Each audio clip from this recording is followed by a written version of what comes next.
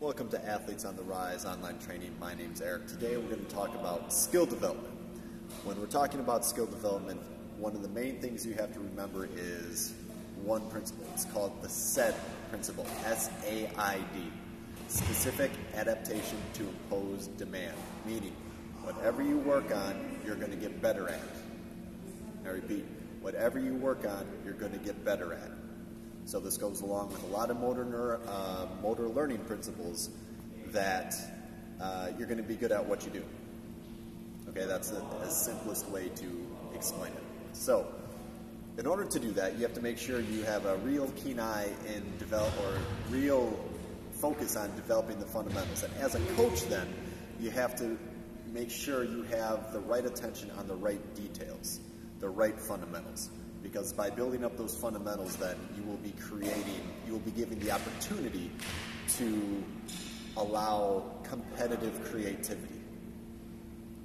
Okay, again, so the more you master the fundamentals, the better you're going to increase your creativity. And with the most basic fundamentals that you master, you can continue to layer things on more and more and more. So again, it translates better into in-game situations. So there is a process that you have to go through from starting off specific pieces of your workout, eventually getting it all the way in to being able to do it at a high level in competitive situations. So in doing so, remember, whenever you're starting up a new skill and something is new, it is very natural and normal to start a little slow so you get a feel. And as a coach, this is where things are going to come out with footwork, with body position, eye position, body movements. You're not always going to know the answer exactly what you have to do until you really start looking at a lot of game film, the way a lot of other people play, and the way that the athlete that you are working with moves. But it's very important to recognize that if something doesn't look right, you ask yourself why. Why does this not look right? And what are the ramifications of it? All right? So, digressing a little bit, let's come back to developing the fundamentals, creating on-court creativity, and then getting into on-game situations. One of the best ways then to get it into more in-game situations, one of the ways, it's not the only way, it's a piece, is that you have to do things at a very high tempo, very consistently. Some people will term that as hard work, but I like to have a little bit more of a focus in that hard work to have high tempo and consistency. Sometimes when you see with some kids, you see them work hard. Again, you have to know your athlete.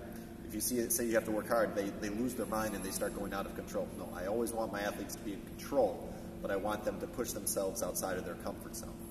So again, as a coach, that's the delicate balance. Because if they're staying too comfortable, they're not going to get better. They're not going to push themselves to another level. So it's your job as the coach then to see where they're at, and then are they making mistakes? If they're not making a couple of mistakes as they're going along, then they're not going hard enough. They need to go hard enough in training to be able to push that to a level where it's going to be to a similar tempo or faster than what it's going to be like in a game. So again, if you look at stratifications of athletes that play at different levels, again, one of the biggest things that comes up time and time again is tempo and consistency when we're talking about skill development.